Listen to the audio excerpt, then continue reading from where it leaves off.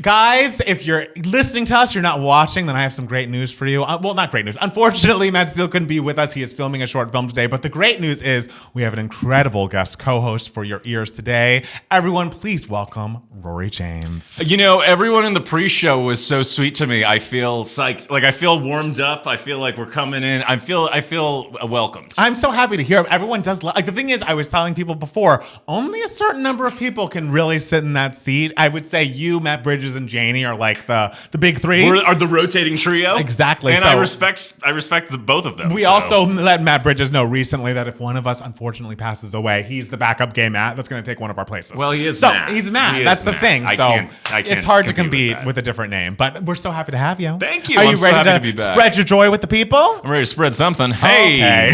Okay.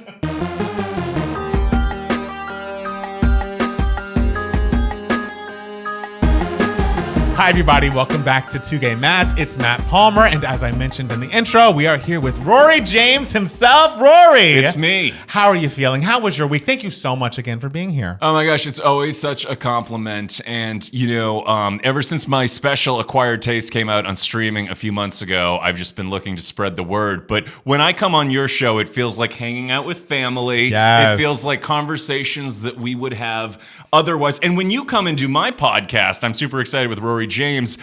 We always say, this is just a recorded hang of us. Honestly, I just can't imagine us either of us going to the other's house and not recording some content about it. And if you came to my home with a bulleted list of topics, as you sent me in my text messages a few hours ago, I would say, let's hit on this. And I think it's fun when we have a guest because I'm like, oh, I actually need to do the things that I wouldn't do for Matt Steele. Like when Matt Steele's sitting in this chair and I'm going through the news, he has no idea what story's coming up. And I'm like, what do you think? Guests try harder. So guests, I'm like, oh no, I need to give the guests a heads up that we are going to be talking about. Oh, you try harder. Yes, okay. I try harder. I need to give the guests a heads up that we are going to be talking about Summer House for a good 15 minutes. And so I'm going to send you not only the headline of that article, but also just the article itself. So, because I know you're much like Matt Steele, not a Bravo person. But you don't give him the research. No, is what you're saying. no, not at all. Do you guys collaborate on the topics list? No, I do the topics. I do the topics. We're peeling the curtain back, you guys. We really are. I do the topics and Steele does the emails. Okay. And he does Travis tracks, which we were talking about Divide earlier. and conquer. So there's a lot of dividing and conquering. So this is why I'm a solo act. Exactly. Solo act, great song by Matt Palmer, 2018. Good video. Yes, but no. So yes, I'm glad that you are in ways caught up on what we'll be discussing today. I'm excited to hear all your takes. Well, as you know, I have thoughts on things I don't know anything about. Which is true. I feel like maybe we had, we were talking about Housewives, I think on your podcast you came one time. on my podcast. This is the greatest. Yeah, I led a conversation about a Housewives drama that I knew nothing about. No. But I took a side, and at one point Matt Palmer goes, it's really hard to talk about this with somebody who doesn't know what they're talking about. You were so pro Lisa Rinna in a season where I didn't Lisa. know what I was talking I know, but I like that you have the confidence to be you know what, this is my decision on the topic. Well, and whether it's right or wrong, I'm sticking to it. I do have the confidence to take a stance that I know nothing about. You've known me for a while. You are correct. A beautiful thing. Rory James, how has your week been? Before we jump into the news for idiots, have anything you want to share with the people about your week? Yeah, my week's been amazing. So I'm booking a bunch of summer shows, and anybody who's in LA, I am co-headlining at Petty Cash here in West Hollywood on May 3rd at 6:30 p.m. You can follow. The best way to get tickets is just follow me at It's Rory James on Instagram. I'm co-headlining with another great comedian friend of mine, Drew Landry, who opened for me at my special. We write together a lot. He's the best. It's going to be such a fun show. Yes. And then the real big news that I was telling you about is that I am headlining the Boston Comedy Studio on July 11th. And the reason that that's a big deal is it's my hometown. Yes. And it's my first headlining show where I'm the big star of the show. I love it. So, you guys, and if you haven't seen my special, Rory James Acquired Taste, it's streaming on Apple and Amazon and all the audio streamers. You can follow me at It's Rory James to watch that. So it's just about getting the word out about my special and doing these fun summer live shows. And I'm going to bring some merch to sell at the live shows. You know I love a merch moment. You know who loves a merch moment? Anybody who's just seen a show. When you come out of a show that you've enjoyed, yes, you'll buy anything. And I've been there. So that's why I'll bring things. Good for you. And so wait, when you do the summer shows, are you doing whole new sets, or is this some of the work that was in the special? Beautiful question. I wonder. I'm curious. Well, one of the big stressors for comics once we tape a special and put it out is, where'd all that material go? Right. But you know what's so interesting is that like people, when they go see musicians, they want to hear the hits. They do. When there is an element of surprise to jokes, but if you notice, if you go to like at least in my family at family parties, people want to hear the same stories. Yeah. So what I have done is, luckily there's been enough time since I taped my special that I have a ton of new stuff. I have tons of new material, but I sprinkle in the hits. Hey, sprinkle in. I Hero. love it. The thing is, like, you got to do Hero. If we went to a Mariah show and there was no Hero and no We Belong Together, we'd be pissed. And so, what are the 3 songs she has to do? Hero, We Belong Together. If it were up to me, Always Be My Baby. Yeah. Always Be My Baby sits well in her range. I think it always sounds good. It's such a feel-good song, but there are times she doesn't do it. I feel like she always will do a version of My All. Sometimes it's like the Christmas My All, which I find a little confusing. I think she enjoys Make It Happen. Yes, Make It Happen's always a fun live moment. Absolutely. Yes, it's much better than Shake It Off. Matt Palmer and I don't love a live Shake It Off. I mean, I do like the little intro she does every once in a while. Before Shake It Off starts. Yeah. But yes, no. So those are the 3. Do you have something that, like, if it was up to you, what would she sing every time? This is Mariah Carey, by the way. We're big Mariah fans. I don't know if that's unclear, but you probably knew that. I used to always love, on the Charm Bracelet tour in 2003, as you guys all know, she used to, like, you could vote on the website what the fan pick song would be, and Can't Take That Away one every time. Of course it did. And I love that one. I remember, did you do Can't Take That Away when we saw her for the Butterfly Returns in Vegas? Potentially. She might have. It's also something that she surprisingly does. It's very emotional. It's very emotional. Yeah. She always sounds great. And I love also just knowing how, big Diane Warren is in the cultural conversation these days with all her countless Oscar nominations. The fact that, like, she will co-write with no one, like no artist except Mariah Carey, I think is so cool. Because she wants to write it all herself. She wants to write it all. Well, it's so funny you say that because I was going to text you earlier this week. Diane Warren is notorious for being really aggressive about her selling her songs to artists. Like, Mariah does the impression of her where she's like, Diane will be like, my song's the best. Nobody writes a better song than me. My song's the best. And I was going to text you earlier this week. I was like, I have decided to take a Diane Warren-esque approach to my career. I think that's beautiful. Which is to you just have to shove this. This is great. Yes. Just enjoy it. I'm pro Diane Warren. I mean, and I was texting you also because I was listening to the new Brandy Phases audiobook, and she talks a lot about Have You Ever and how that came to her with Diane Warren and David Foster. What does she say about it? She basically, she's kind about like it. She right? doesn't, but she doesn't say it in the book that she doesn't like it. But I had seen that interview where Monica was like, "This is my favorite Brandy song," and Brandy was like, "What?" And it's like, no, that's a great song. It's cornball? I think she does. I always thought it was cornball. Oh, I always loved it. What a vocal! Sure, but like of that era, it wasn't as interesting as the other. It was of that time in the '90s when like there was the obligatory David Foster Diane Warren song. Yes, it was like the sappy ballad, right? And I think there were songs that were more inspired in that genre. I hear that. I just think Brandy always, as much as like I love her on a cool track, like Sitting Up in My Room or like I Want to Be Down or something. Sitting on Top of the World. Even. Oh, great songs. I also like that she's clearly a disciple of Whitney's. Like when she really gets a space to run free with the vocals and the runs and the power, I think it's always nice to hear because like you, especially as you read the book, it's like so clear how much Whitney meant to her. And so just really being able to like flex her range in that way. How is this book? It's good. I like it. Because when I think of Brandy, I think of vocals. I don't think of writing. Okay, I have some critiques in that like everything is it cut through me like butter. It cut through me like a knife. Like we can't just say a sentence. Everything has to be like she's such an artist that every like phrase in this book needs to be artistic. Do you think it's her, the ghostwriter? It could be a mix of the clouds. I just don't. That's what I'm saying. I don't think of her as a writer. So I'm wondering who else is involved. I honestly think the co-writer would have pulled it back. Okay. I think it's her. But it did make me very much reinterested in her. And like I have been going back and watching so many of her music videos from back in the day. Because like obviously we know conceptually how big Brandy was, but like the fact that she was putting out Never Say Never, going on world tours, starring in movies, and doing Moesha every fucking week. Like, of course she was overworked. Like, it was so much on her plate. And like, I feel like even though I knew it at the time, I was a kid. I couldn't really conceptualize how much work that is. I feel like, have you seen that video of Miley talking about like she looks through like her schedule during her Hannah Montana days while she was doing albums and stuff and what that was like?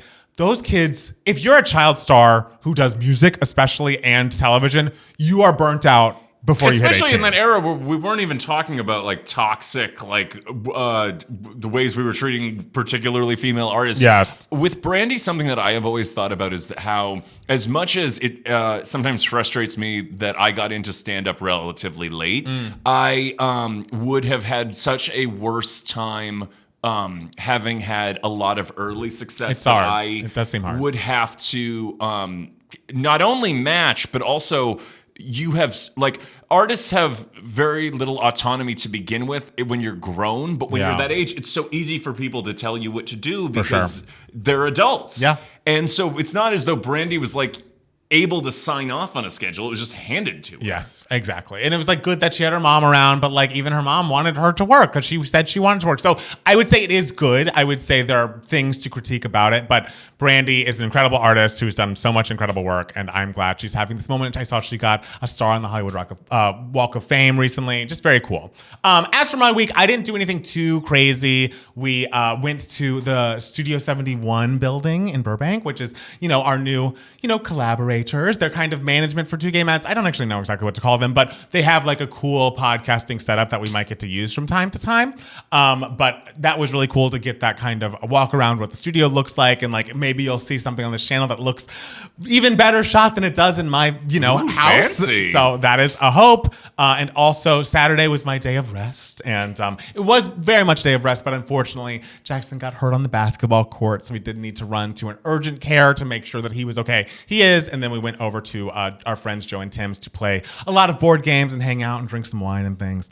And then today, nothing too crazy, just like making a lot of content. It's a lot of making TikToks my days these days when I have the free time. Yeah. Because that, That's short form content is a part of the whole thing. So happy to have that behind me, and also happy to be avoiding. We put out our reaction to Ray's album that just came out a couple of weeks ago, and we just put the reaction up on YouTube. And the Ray girlies were like, the thing is, yes, we're a music reaction channel, but like we're also like a little bit in the comedy world. I would never call us comedians, but like we're not going to listen to albums and for an hour and a half. You're not going to cry on camera. I mean, I did say I almost cried, but even still, I'm not going to sit there and be like taking everything in and be completely silent and be like, yes, this is my like morose, sad take on it. It's like, no, we're trying to keep it light. We're trying to keep it up.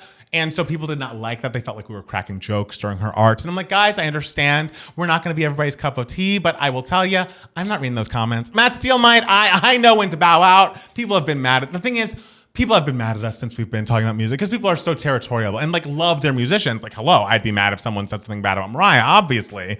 But to me, I feel like it kind of is a reminder of like, A, everyone's not going to like what you do, and that's okay. And B, we used to get so many more negative comments back in the day than we do now. So it's nice that we still have our edge, Well, we still can piss people off. Now, I am a comedian, and I am in comedy clubs all the time. You guys are very, very nice. Thank you. Very polite, and when you don't like something, I can tell. But that's because I've known you for a long time. Right. But you don't, like, where I would write a joke about it, you guys aren't, because you understand that people are tuning in because it's stuff that they like and they want to hear reactions to. But, like, you get to have your own feelings about my it. thought. And music is so subjective, 100%. like comedy. But the thing is about it is that, like, if somebody said to me, "Oh, that joke's not funny," I'm like, "Well, guess what? We already took the vote. Everyone laughed." So, but I don't care. Right. But music is a lot more personal. Yeah, to people. people get very sensitive. Like we have had message board experiences defending Mariah. Were you ever on Friends of Mariah message board? Was I? I lost a decade of my life on Friends of Mariah, As the did notorious long time, and then I realized, I feel like half of these people are here to talk shit about her. I know. It seems like you don't like her very much, actually. Yeah, or just like it was. Yeah, or it's an interesting side of fandom where people feel like they know better almost than the artist. Right. And I was like, I gotta go. It was nice when there was exclusives and LeRon was there giving us intel and stuff like that, but I had to bounce. Shocking. I was getting into trouble. That is very shocking. Wait, should we jump into news Let's radio? go. Let's go. Okay. So I'm going to start with the top story this week, which is a sad one, unfortunately, because I am not a basketball fan, but I did hear that Megan Thee Stallion was dating a man who plays basketball named Klay Thompson, and they seemed very cute together. I think I remember Meg posting something about like, oh, I made Thanksgiving dinner for him and his family loves me, XYZ. And unfortunately, she took to her Instagram stories in the past day or so saying the following: cheating, had me around your whole family, playing house, then you got cold feet, holding you down through all your horrible mood swings and treatment towards me during your basketball season, and now you don't know if you can be monogamous. Bitch, I need a real break after this one. Bye, y'all. And she went on and like gave a statement to Us Weekly and other celebrity gossip sites, basically saying like, yeah, no, our relationship has ended and I'm taking this time to prioritize myself and move ahead with peace and clarity. And it's like, I just can't imagine being a straight man who got lucky enough to have Megan Thee Stallion be your girlfriend, like very actively and publicly. This gorgeous, talented, incredibly ambitious and successful woman to claim you, and you're gonna cheat on her and say you don't know if you can be monogamous, sir? What's the issue? Well, so I am a Meg fan, and Love I had Meg. not been following the relationship, but in preparation, I caught up. Okay. I will also tell you that it sounds like Meg and I have a similar type, because if you asked what my type is, I would say basketball players. Okay. And then I would say the dumbest thing that I could possibly do would be to try to seriously date a professional basketball player thinking that we were going to play house. And I'm not blaming her, but that is unrealistic. What happens, unfortunately, sometimes with successful women who have a lot of power is that they have to, they feel as though they have to, and we've heard this in a lot of celebrity memoirs, play down their own success and their own power to boost the man that they're with, which never ends up going well.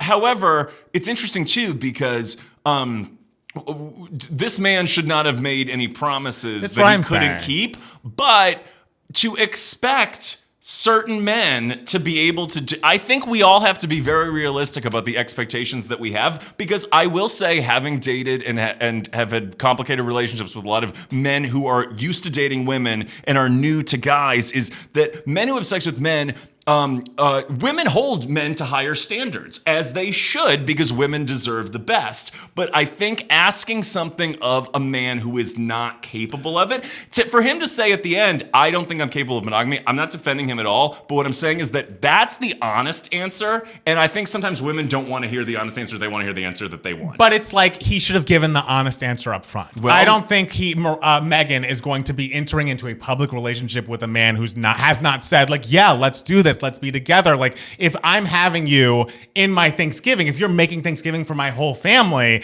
and we're entering into this relationship, clearly it's public. Like, I would not make it public if I did not have the reassurance. If I were Megan, like if I didn't have the reassurance from you, I'm going to take you at your word. I'm going to, put aside what you do, and you telling me, yes, we're going to be monogamous, and then months and months down the line, you're going to change your mind. Like, she's allowed to end the relationship as publicly as it was happening. You know what I mean? Like, she's allowed to say, I'm upset about this because this isn't what you told me, which is what I imagine happened. Well, it kind of reminds me, as I was talking about women who have to downplay their own success for the man they're with. It reminds me of how Whitney wrote about or talked about her relationship with Bobby. But the problem is that Whitney should have never tried to marry Bobby in the first place. Not blaming the women here, but don't try to make a husband out of an athlete or a R&B fuckboy. It's just it's unfortunate. The heart wants what it wants, but and you have to trust what the person's telling you. Like, I'm gonna put what you say above what you do, like as far as professionally. And so if you're gonna say, I'm going to be monogamous with you, I'm going to be a good boyfriend to you, I'm going to trust you. Even if you're on what's it, NBA? Whatever basketball association team, I'm going to trust what you say. And I'd hate to think that we can't do that. Well, and I'm certainly not looking to play devil's advocate for horrible men, but I think that as somebody who has bad taste in men, I take responsibility for investing in men who aren't worth it. And sometimes we do this, which is we say,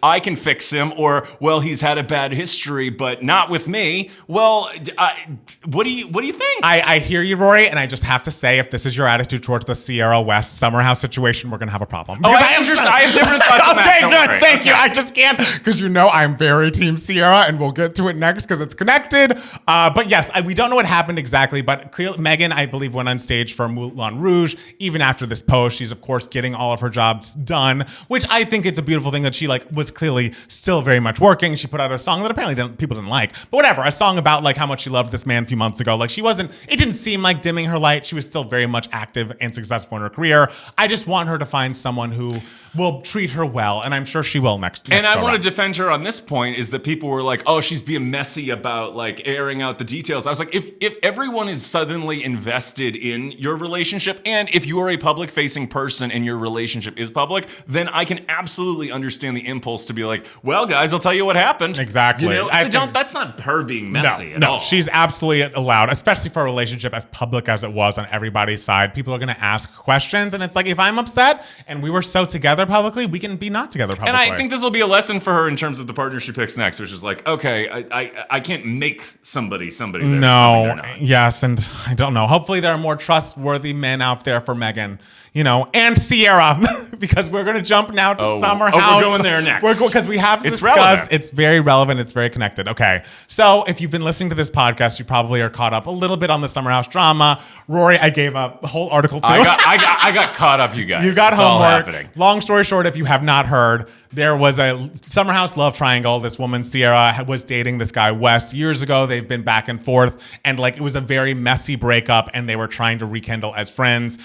The episode this week was devastating. It ended with a conversation between the two of them where they agreed to be quote unquote best friends. And this is happening while all in real time. He has come out and publicly started dating her best friend, who was previously married to another cast member. And Sierra supported her through this separation, cried on her shoulder, and the first thing Amanda does when she is single is date this man who has, broken Sierra's heart over and over again through the past several seasons. So it's upsetting, and so they finally got together in person. They shot their reunion episode for the season this past Thursday, and it was always like, what's it going to be? And the fact that there are former episodes of the season before this reunion, I have to say, is very upsetting. I cannot wait. And so luckily for me and unluckily for Bravo, there was a very messy person apparently who was a part of the production who recorded, either filmed or just recorded audio of some of the conversation that happened on that reunion stage. And, it leaked onto the internet. So this was before people had seen the episodes.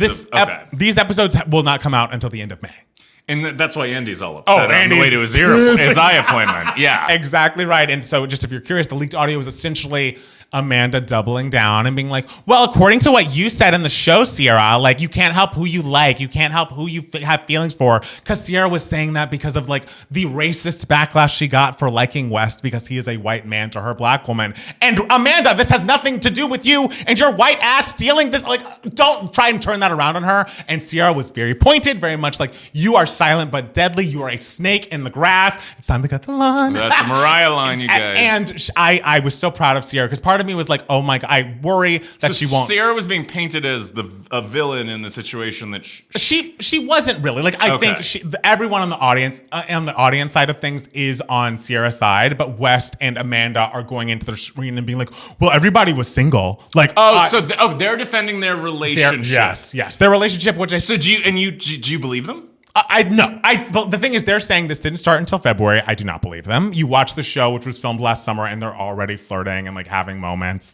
And I just think it is really gross and really tough to watch, but the leaked audio showed that Sierra is very much standing up for herself. Amanda is doubling down in a way that's very weird, and it got leaked onto the internet one way or another, and Bravo was so pissed. They put out multiple statements about, people had spent 10 hours emotionally giving their all, and to have this blah, blah, blah out there undermines everything. And to me, it's guys, more people want to watch this now after hearing that audio than Bravo's before. Gonna be fine. They're going to be okay. Andy was on his way to his eye appointment or whatever. Very upset. And he was very upset about what transpired with the leak. And apparently the person on production has since been fired. But I know that was a lot for you to catch up on, in preparation for this podcast. How are you feeling about what you've learned? I think a couple of things. I think it says a lot about somebody when you see your friends' significant others or their recent exes as options.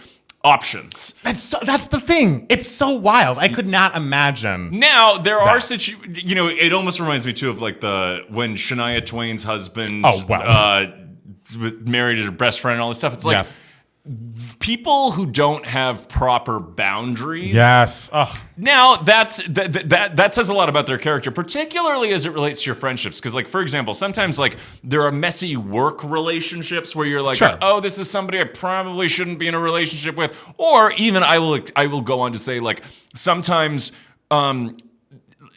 people make so much about timelines when, like, for example, like a marriage could be so over 5 years before they get divorced, right? And then somebody finds somebody else, and it's like they cheated, and it's like the marriage was over, right?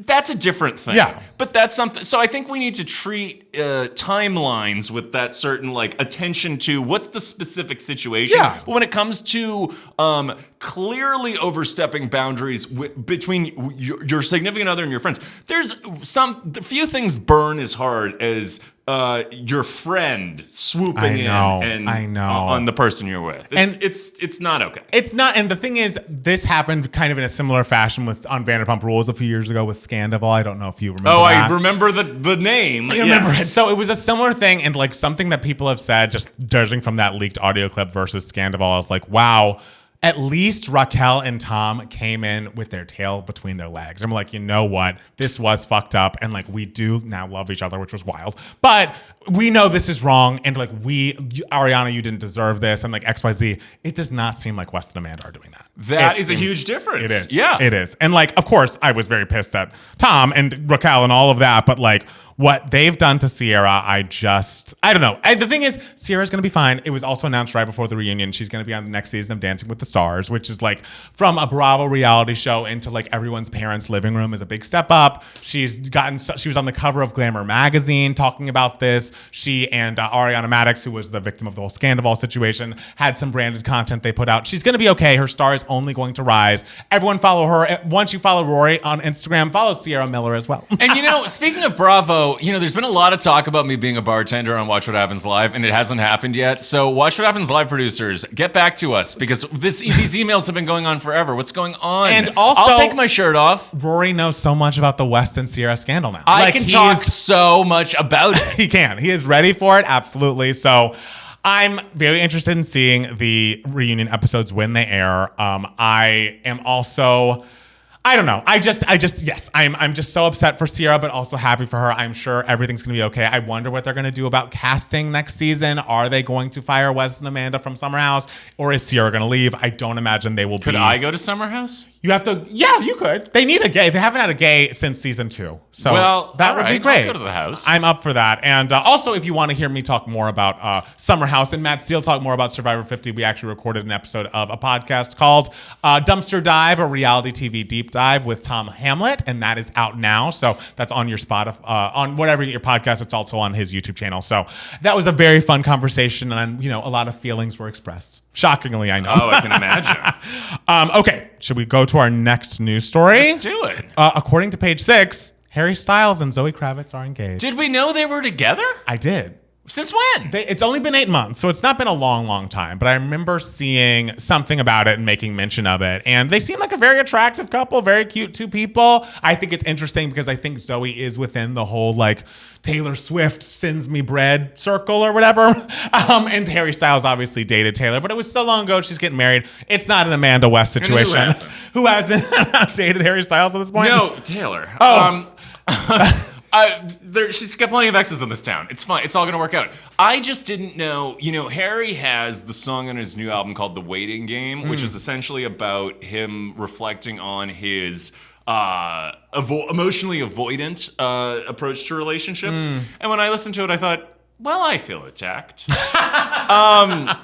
But I didn't know they were together, and I'm kind of surprised by it. Are you not a fan of hers? I am. Well, let's begin with her dad was my sexual awakening. I was gonna say, I know you're a fan of. And to this day, yeah, he looks great. 60s? Is he in his 60s? He looks unbelievable. Reddit abs. Unbelievable. Lenny Kravitz can get it until the end of time. Now, Zoe Kravitz, I don't want to say anything negative about. I find her kind of boring. I've seen her in a ton of things, and I can't remember a thing she did. I don't know that I've seen her in interviews, so I don't really know about her personally. I feel like I liked her in What was the Big Little Lies? She was in that, right? That's the thing I I remember the liked most. I remember her roasting her dad, giving hit when he got his star in the Walk of Fame. But again, it's a Lenny adjacent moment. But Right. she made a really funny joke about how like I don't know, he can do anything besides date a woman longer for 5 minutes or whatever. Just like funny daughter stuff. Yeah. But I'm not opposed to Zoe Kravitz. This isn't Rory being anti-Zoe Kravitz. I'm surprised by the pairing. Yeah. What's the age difference? That I don't know. I don't know. Not that how I'm old opposed to everybody those things either. Right. I've had very good experiences with being, I'm fine with that. But what do you make of them? I mean, I guess they seem nice. I mean, 8 months is I do quick. like when the woman is older. I do like Yes, that yes, better. yes. Yeah. 8 months is, is quick. But also I worry, I mean, I don't know what the age gap is. I do feel like, I think Harry now is old enough that like, you don't have to worry about like, oh, men, mature slower. Like he's an adult. Like he's very much like in his 30s, right? Harry Styles? Yeah, he's probably Great. at least 30. Perfect. So yeah, I hope they're happy. They seem like a very attractive couple. I don't like know her deeply. I don't know him deeply, honestly. But they just seem like a cute couple. And we're celebrating love here today. We love That's love. what we're doing, you guys. And speaking of love, I love that Olivia Rodrigo is set to debut at #1 on the Hot 100 next week. I love that song. I do too. I love her. It's an incredible song. It's incredible. And Matt Steele, also giant Olivia fan. And Drop Dead is excellent. I would say it's like one of the only singles this year that I'm just playing on a fucking loop. Like, oh, same. It's so good for the gym. Yes. And I was like, and it's so good for like, it came out last week, right? So it's just a Yes, week old. it's only a week old. But it's one of those songs that like I love when it's not that I'm sick of it. It's that I'm like, oh, it's already in the rotation. Yes. And it's also really cool to watch her develop as an artist, and because I felt like Vampire was great, but I felt like it was very much like Driver's License Part 2-y, and also like some of that first album. What was the Good For You song? Felt very like that was a little more rock than I'm into, and the new one, remind me the name. Drop Dead. Drop Dead. Yeah. It's like kind of more dancey. It is. Dancey. It's kind of a departure, and it just feels so like everybody can like it. Right. I do appreciate, like, I love Sour as much as the next gay, but I've always felt like Sour was like, oh, I very clearly hear her influences, which again, Was that the second one or the first That was one? the first one. Okay. And it was like, oh, yes, Yes, she's finding her 'cause she voice. was a kid. She was a kid. Yeah. Guts, I found a little bit more artistically like, oh, this is you. Like, I get your point of view here. And now, like you said, like she's branching out even from that sound. And she just always knocks it out of the park. I really am just going to continue to say that her and Dan Nigro, the producer of her music and also Chapel Roan's music, they're clearly a great combination. And I hope they continue working together for a long time. He could be her Walter Afanasieff, until Walter turned. Yeah, I was going to say. I know, not current day Walter. Wait, what's the name of her, Walter? Dan Nigro. Oh, I don't know. Yeah. Also, apparently over the past weekend, Olivia Rodrigo played a secret invite-only no cell phone show at the Echo in Los Angeles on Friday. Well, why weren't we invited? My first question. I don't know where our invites were. They clearly got lost Unbelievable. in the mail. Among her hits, Olivia also debuted a new song that fans speculate is the next single, which Olivia previously said is titled Karaokeable If You're Sad. Attendees said the song is a ballad, brought out an indie musician, Wise Blood, to be featured on that song. And I just am excited for the new record. I know we're only, a couple months away now. I believe it comes out mid-June. I'm ready for it. I am ready for it. I have not spent a ton of time with her like album cuts, but I'm very impressed by I feel like she is a very, well, you did mention that you could hear her influences, but still, for such a young artist, has a very identifiable sound. For sure. I agree with that. And I also kind of like how like, Drop Dead, by the title alone, you would think it was going to be about something different than it was based on her previous first singles. Totally. And you're like, oh, it's about being in love. I know, it's positive. Yeah, it's I liked that. I know, Olivia's happy. Just see this Helena Bonham Carter stuff? She is leaving The White Lotus. This happened during filming. She exited the show a little over a week into season 4 filming for quote-unquote creative differences. Her role is being rewritten and will soon be recast. Though an HBO representative added that the showrunner, Mike White, and producers are very much hope to work with the legendary actress on another project soon. I mean, I'm no, film and TV actor, but I would think if you've signed the contract, you've begun filming, and suddenly you're exiting the show. Well, it's also the biggest show. And it's the biggest show. It's in terms of like prestige. Right. Something's happened, yes? Yeah, well, here's the scoop is that like I have been trying to manifest and speak into existence that like Mike White in theory could be very into my comedy based on who he is. Right. And so what I've been trying to manifest is that I fall onto Mike White's For You page and suddenly I'm in the south of France. So you're replacing Helena Bonham Carter. Is that what you're saying? Well, no, I mean, I think I would be more like, if I was going to be on the White Lotus, I feel like it would be more like a Lucas Gage. Like I'm the bellboy who like gets in trouble, like gets in the, like I'm not whatever she was doing. You never know. I think keep all the doors open. She does seem like a bit more of an eccentric type. And so, but like, I just cannot imagine getting that gig and being like, I don't like the way this story's going. And like you said, you signed the contract, I was asked on a podcast recently who my current celebrity crush is. And Francois Arnault fell out of my head. I blanked and I blocked out. And all I could think of was Charlie Hall, who is Julia Louis-Dreyfus's son.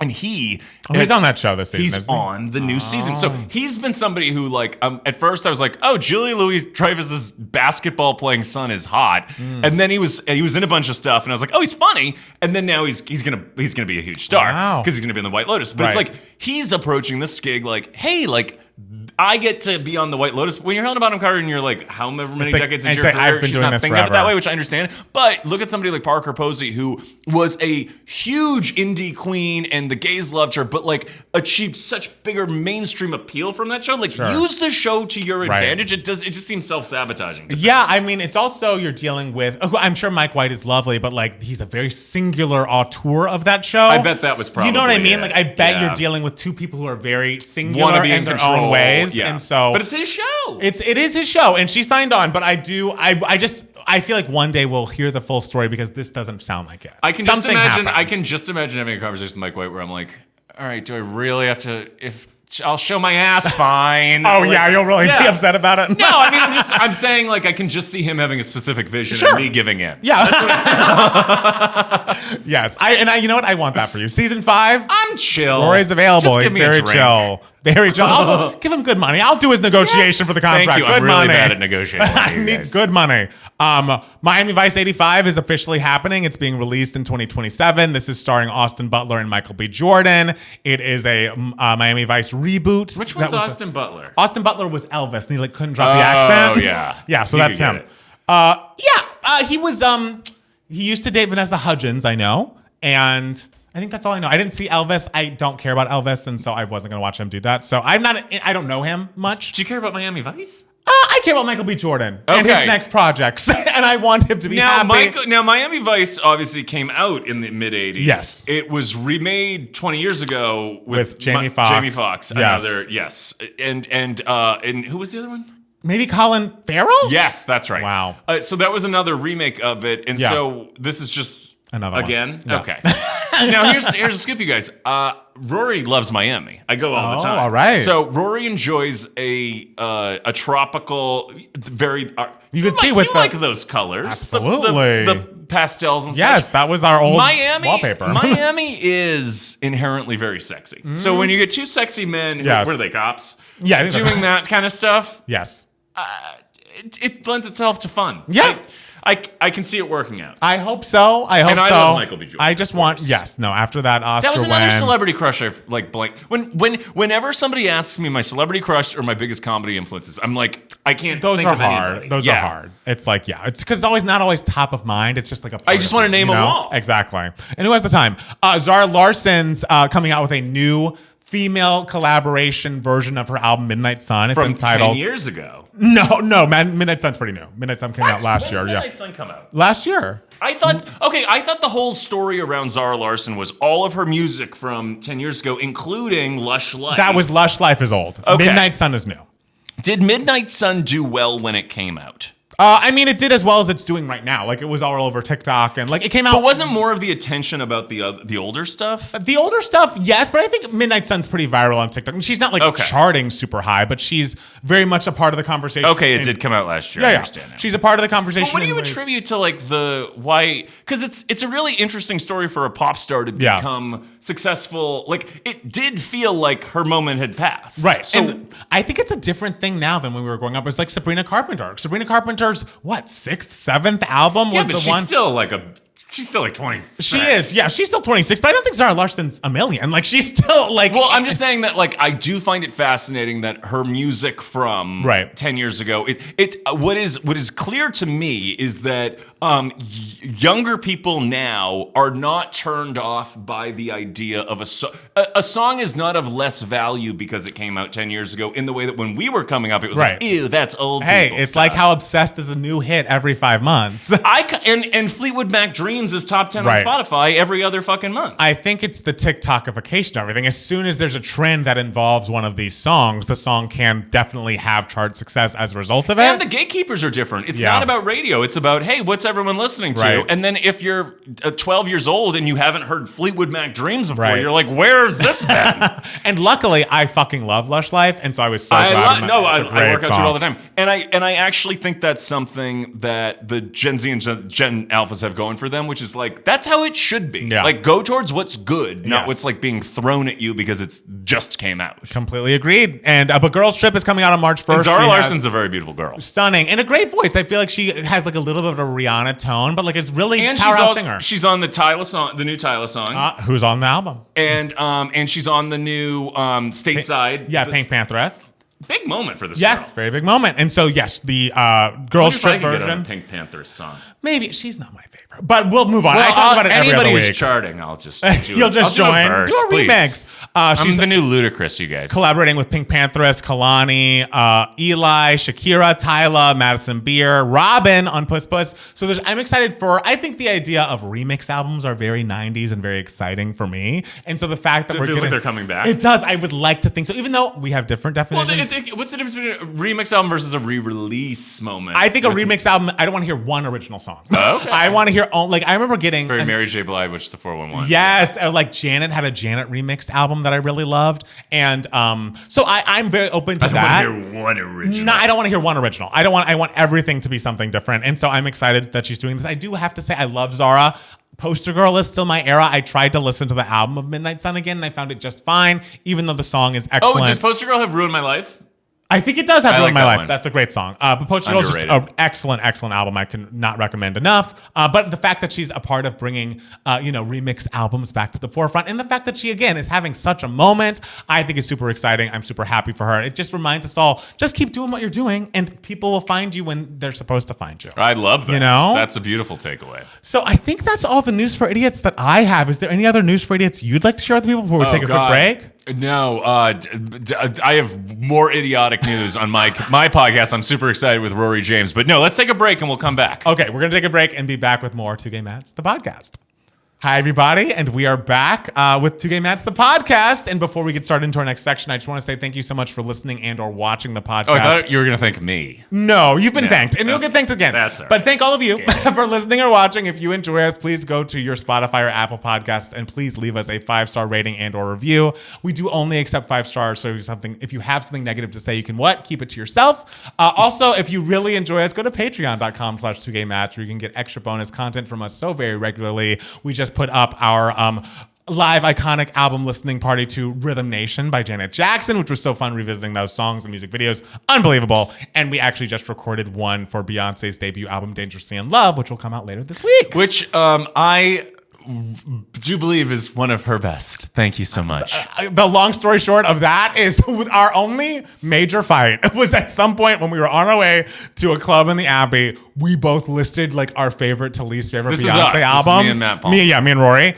And they were upside down. Like, it truly was the most shocking list I'd ever heard. I texted Matt Palmer this week, and I was feeling gratitude for my friendship with you, and I was like, wow, like I've been friends with you for a really long time, and like we have had no drama. Like scheduling with you is easy, like everything's easy, but we both probably immediately thought, well, there was that conversation about Beyonce, which if that is your biggest fight, is a quality problem. Not so bad. But then, we really were not. Oh no, we were. It was very, very shocking, and we're not going to revisit it because we're healing. We're healing. It's been a decade. Like I don't think even Lemonade had come out at that point, but it's been a while. That's true, and there have been more albums since. Which and we both love Renaissance. Yes, you love Lemonade, right? I love Lemonade. Great. And Renaissance, excellent. But yeah, I feel like you and I are like Renaissancers. Yes, like, we are Renaissancers. Where that should have won album of the year. 100%. Yeah. Okay.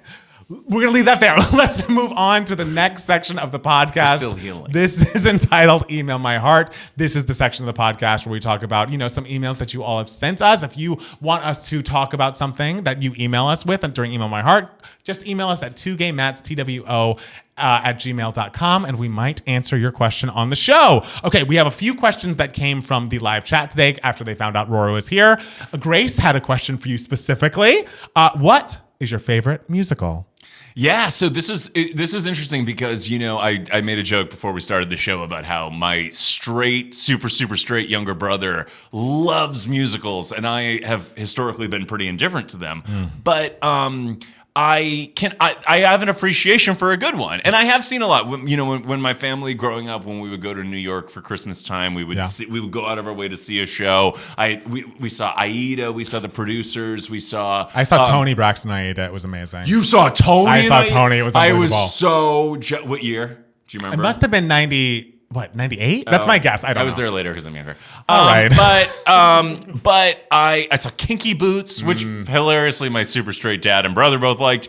But for me, and I don't mean this to be a cop-out because it was a film first, but The Lion King, the music from it is so emotional to me because it's like a core... It was everything in my childhood, right? And the music is so amazing and so good, and so like I remember the "Can You Feel the Love Tonight?" Like I'm like, why am I feeling the romance between the lions? Hey, that's a part of it. That's a part of it. They're in the way that the animated Nala looks at Simba with F me eyes. I'm like, okay, what's happening? And I'm like, anyway, so.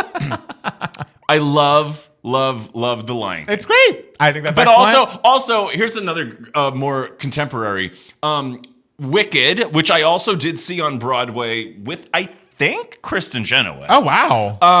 I was such a Wizard of Oz kid in the way that I was a Lion King kid that I was like, wait, there's another story? And this is before Ariana and all this stuff. And those songs are gorgeous. And then hilariously, I didn't see the Wicked film adaptation in the theater. I saw it on a flight to Detroit when I was stoned out of my mind.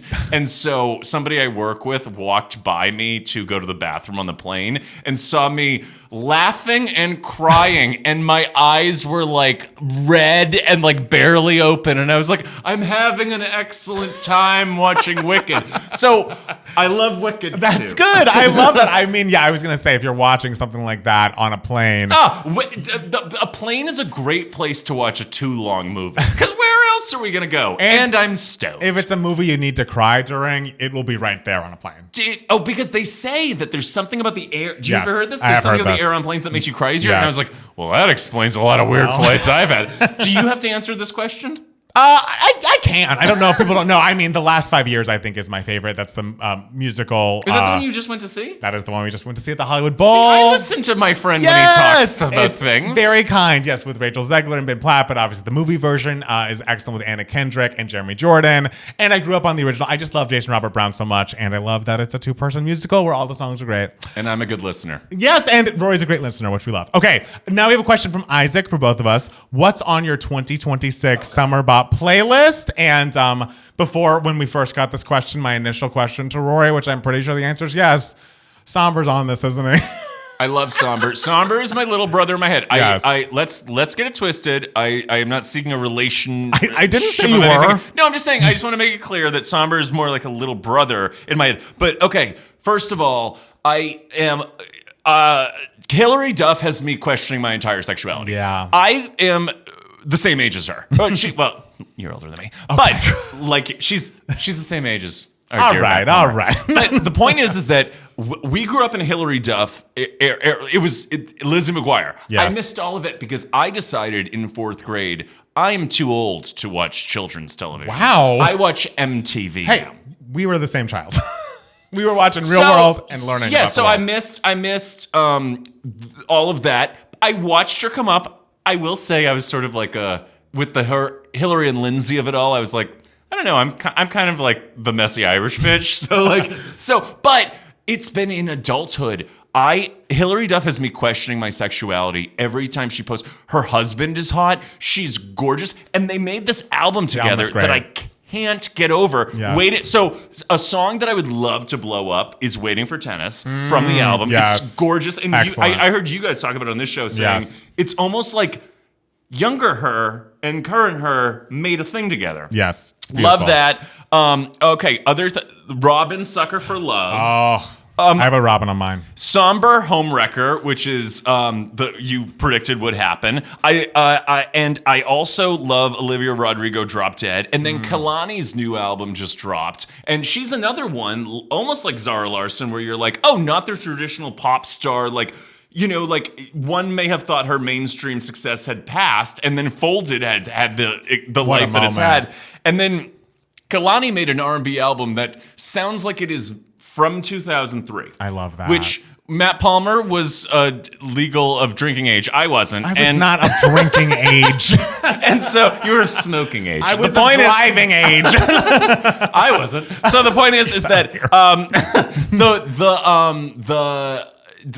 Kehlani's really embraced the 20 years ago R&B sound and bringing it back, but it's the perfect time to bring it back because everyone's ready for it. Yes. And her song "Shoulda Never" with Usher brings some like creative vocals out of Usher that like really make me proud of him because I'm like, oh, you still got some fun new things to do. Talented person. And then there's an artist who I'm sure you guys have known for a while, but Malcolm Todd. Matt doesn't know because it's a man. Never heard. But he has a song called "Earrings" that's in the top 10 on Spotify in the last few weeks, and I'm like, I can get down with this. I know what the kids are listening to. Okay. So I'm actually, between that and the comeback and Hacks and all these search, I feel like there's an enormous amount of really good art that's come out this spring that has me really inspired. So when we can, feel sort of like discouraged by the news and current events, like I am really excited about my spring and summer playlist. And I feel like they say this about troubled times comes. That's how the Renaissance happened. That's true. Troubled times comes the best art. So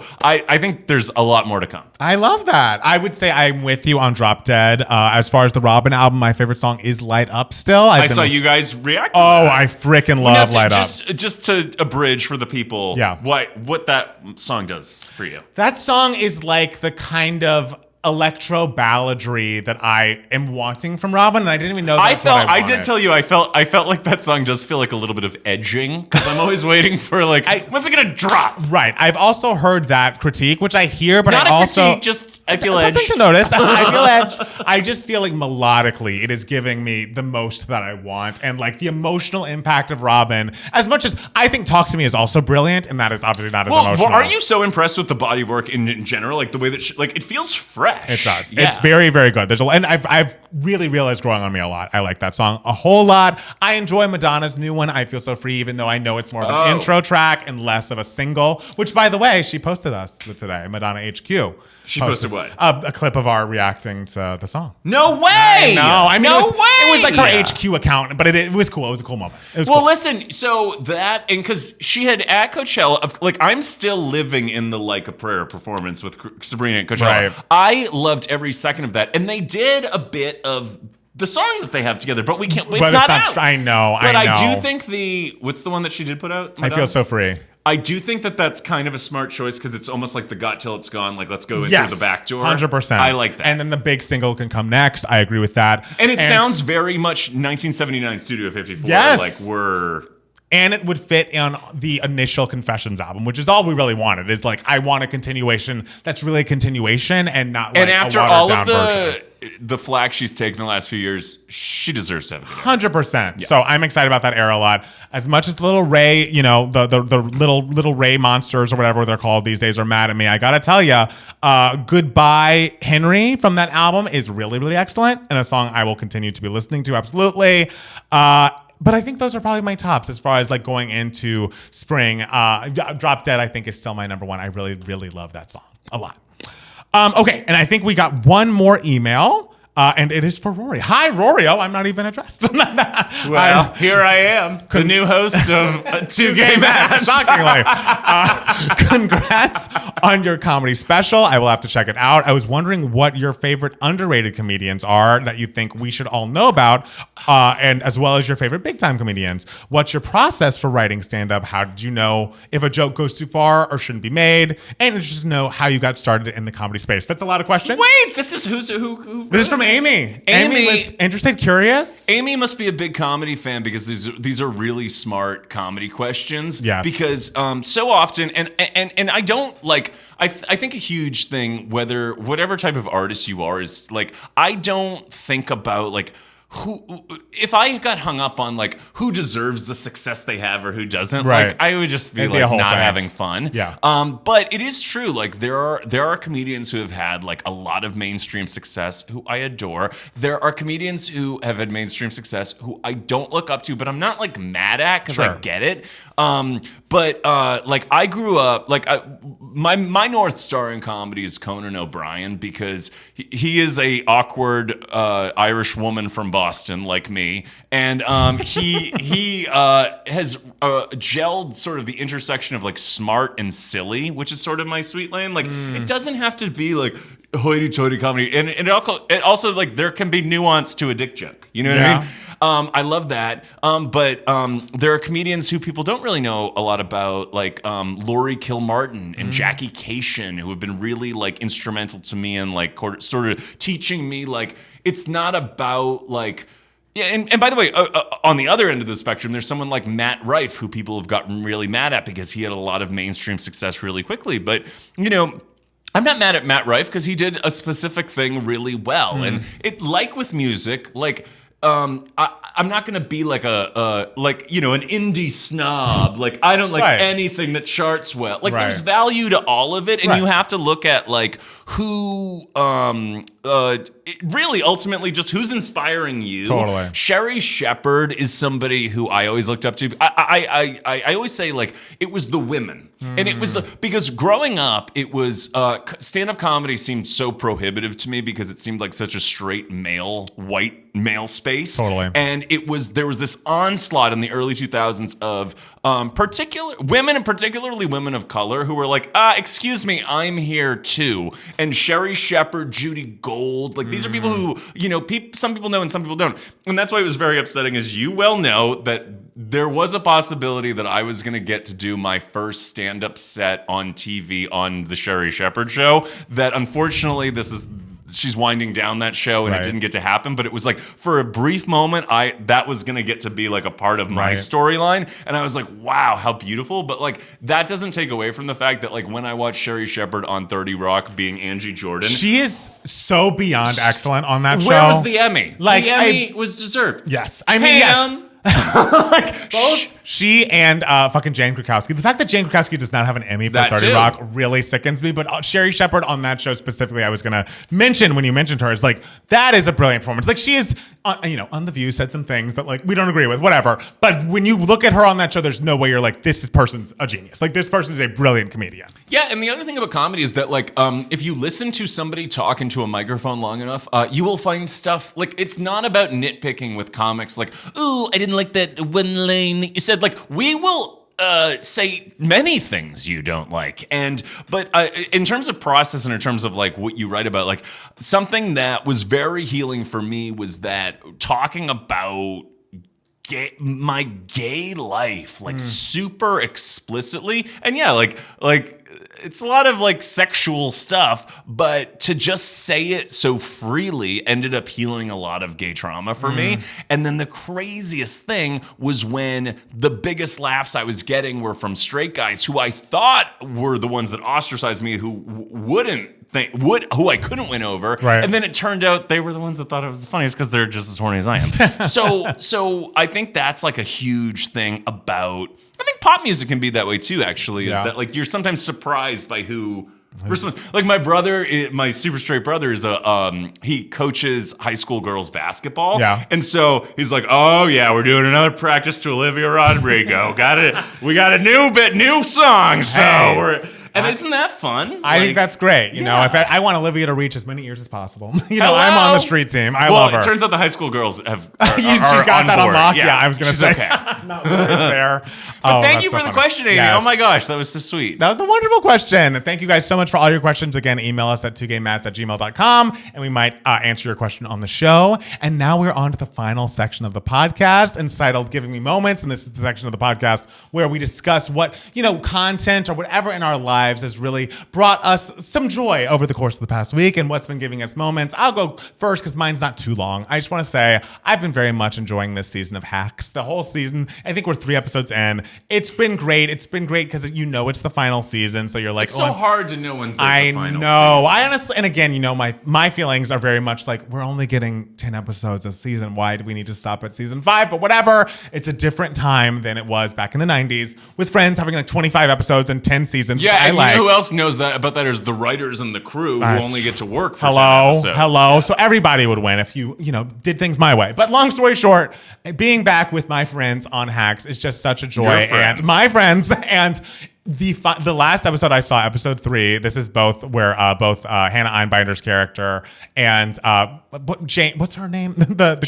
Jean Smart. Jean Smart, thank you. Actress. Yeah, both of their characters Deborah. are going on dates. Deborah and Hannah Einbinder, and they both are going on dates, and like the ridiculousness that ensues out of these dates, and how it all comes to a head at this wedding that they both attend with their +1s at the dates.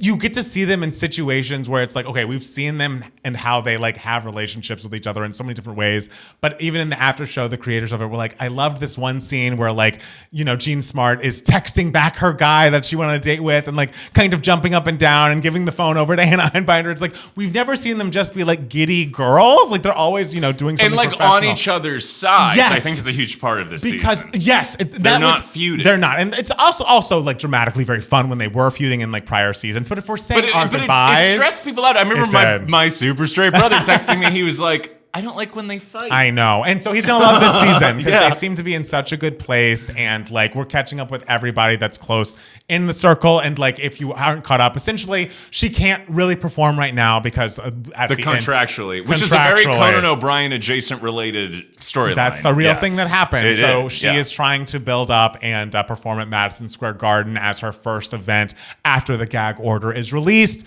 But what that means is now they have all this time where they just have to like live life with each other. They're preparing for the show, but like it's less like, okay, we have a show every night. We have something to do because she can't. So it's like you really are going to dig down deep into her relationships and like the people that are important to her. As opposed to the last season that was all about the late night show. It was all about the late night show, which I enjoyed. I thought that was a really good moment. But it's a contrast. But it's a certain contrast. And it also is like getting to the heart of the matter. Like they realize that like you just love seeing these characters in different situations. It's like zany and sitcom-y, but in a way that never feels like lower than the prestige and the brilliance that it's always been. Like these are clearly the most brilliant writers on the chat and like on the planet. And Hacks is an incredible show. And if you have not started season 3, I would recommend you get started because it has been keeping me afloat over the past couple of weeks. Shout out to homo gay comic Guy Branum, legendary Guy Branum, who is a writer on Hacks, who I think has a lot to do with the brilliance of that show. He popped up in the latest episode. He's in it? Yes, that's good. They had the Little Debbies were at a convention, and that's the name of her fan group. We're at a convention, and they were all pissed at her because they thought she had gone Hollywood. And so Guy was leading the charge there. It's just an excellent show. So if you're not watching, get on it.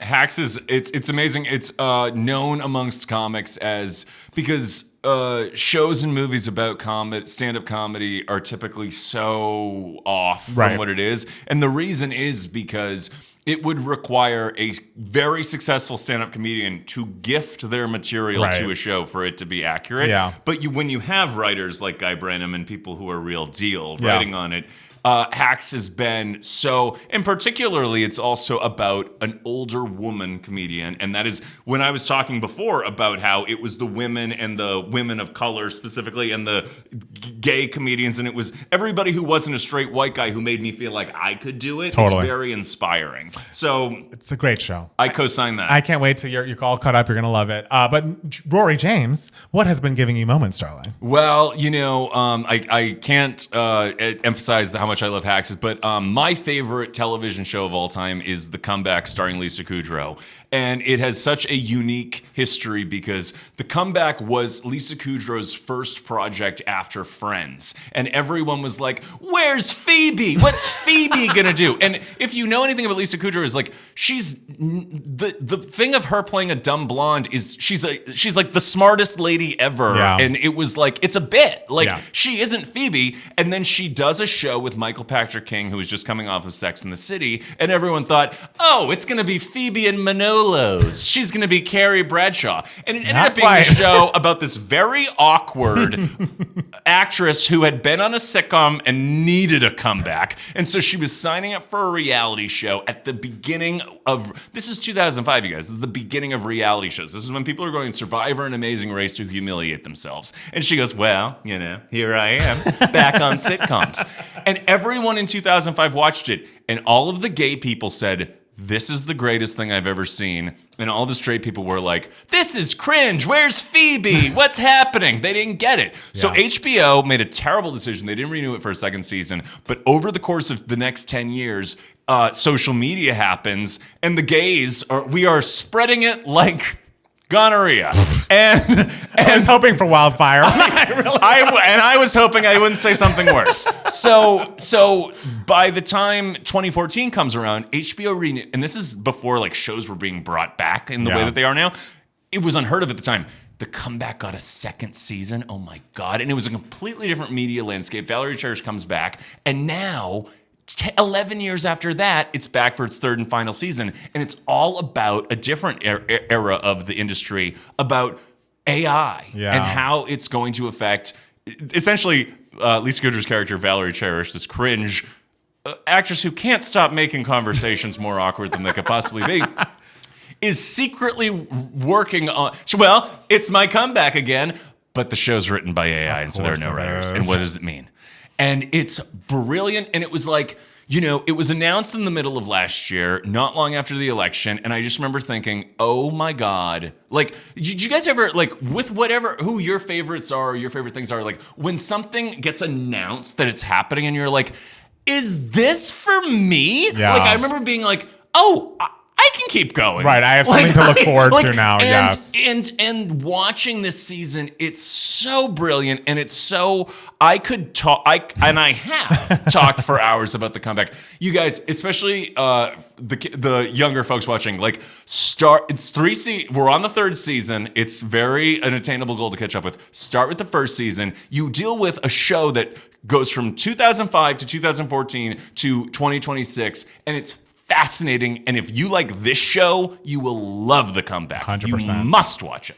Yes. I think I nailed that. I agree with you, and I'm right there with Did you. Did HBO want that? I think they should. They need to clip that and put on their socials. Like Madonna clipped us and put us on her socials today. Hello. Get HBO on the horn, because that was great marketing for them. We love The Comeback. I am all caught up, except I guess one came out tonight. I need to watch that. Gotta watch it. Yeah, that's all right, dear. But I think that's all we're gonna have for today. Rory James, thank you so much for being here. I love doing this show. It is always a joy to have you, and I'm so glad we got a question for you and not for either of us. I think that's a beautiful moment. And shout out to Matt Steele, who I love dearly and will never take the seat unless he absolutely can't be here. Well, you know, hi, Matt. I hope you're good. See you Thursday. You guys are right. He is nicer to me. No, we love Matthew, and we love all of you. Thank you guys all for listening and or watching the podcast. We'll be back next week with more 2K Mats, the podcast. Bye, you guys. Bye.